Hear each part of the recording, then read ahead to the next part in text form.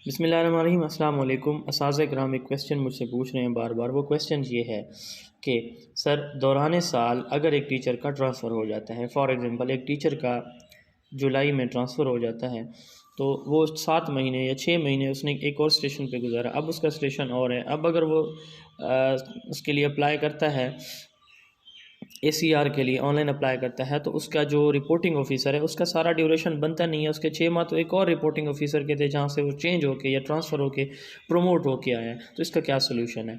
ये बड़ा इंपॉर्टेंट सवाल था, कल की वीडियो में मुझसे स्किप हुआ।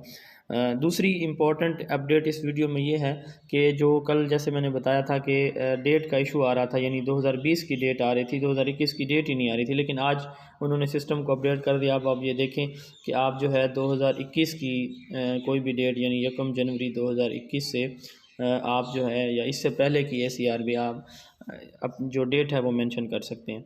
तो ये तो क्लियर हो गया। सिग्नेचर के हवाले से भी आप इसको जो है इसके ऊपर आप क्लिक करेंगे तो ये भी अपडेट कर दिया गया है। इसके ऊपर आप क्लिक करते हैं तो ये आप अपनी कोई भी जो इमेज है आपने सिग्नेचर की सेव की हुई है तो यहाँ से ये भी कॉपी कर लेगा।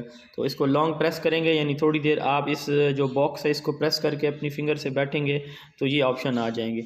ये तो हो गई अपडेट इस हवाले से। अब सवाल का जवाब कि क्या दौरान साल भी ACR अप्लाई हो सकेंगी। तो इस साल चूँकि ऐसा मेकनिज़म मौजूद नहीं है जिससे जो चूँकि ये आज से कल से और कल से बल्कि नहीं बल्कि आज से ही ये फंक्शनल हुई है, तो ऐसा सिस्टम मौजूद नहीं था इससे पहले। लेकिन आइंदा से यानी आइंदा जब भी कोई टीचर ट्रांसफ़र होगा तो जिस डेट से वो ट्रांसफ़र होगा, यहाँ पे ट्रांसफ़र से मुराद सिस के डाटा की ट्रांसफ़र की बात है। यानी फॉर एग्ज़ाम्पल आज मैं एक टीचर हूँ, मैंने रिलीव होना है, तो मैं अपने रिलीव होने से पहले ऑनलाइन जो मेरा ACR फॉर्म है वो मैं अप्लाई करके जाऊँगा। अगर मैं नहीं करूँगा, मैं सिस से ट्रांसफ़र हो जाता हूँ, तो मेरी जो ACR है वो मेरे मुतल्लिका रिपोर्टिंग ऑफिसर या काउंटर ऑफिसर के अकाउंट में कभी भी नहीं जाएगी। तो इसलिए ज़रूरी है कि अगर आपका रिपोर्टिंग ऑफिसर चेंज हो रहा है या आप खुद चेंज हो रहे हैं, तो आपके लिए ज़रूरी है कि आप उस ड्यूरेशन की जितना भी ड्यूरेशन आपका बनेगा, जैसे आपको पता है कि ACR का जो मिनिमम ड्यूरेशन है वो 3 मंथ होता है, यानी 3 मंथ से अबव जो है 2 महीने 15 दिन से ज़ायद का पीरियड अगर है तो आप अपनी ACR जनरेट करा सकते हैं।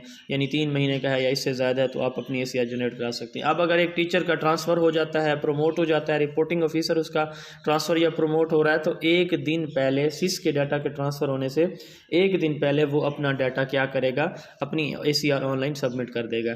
इसी तरह फिर जो बाकी साल का दौरानिया बच जाएगा तो अगला जो उसका रिपोर्टिंग ऑफिसर आएगा, अगर वो मुकम्मल साल रहता है तो 31 दिसंबर से पहले, अगर वो भी दरमियान में चला जाता है या आप खुद चले जाते हैं, तो आप फिर उस दौरानिया की फिर अगेन जो ACR है वो अप्लाई कर सकेंगे। वीडियो देखने का बहुत शुक्रिया। अपना बहुत सारा ख्याल रखें, दुआ में याद रखें।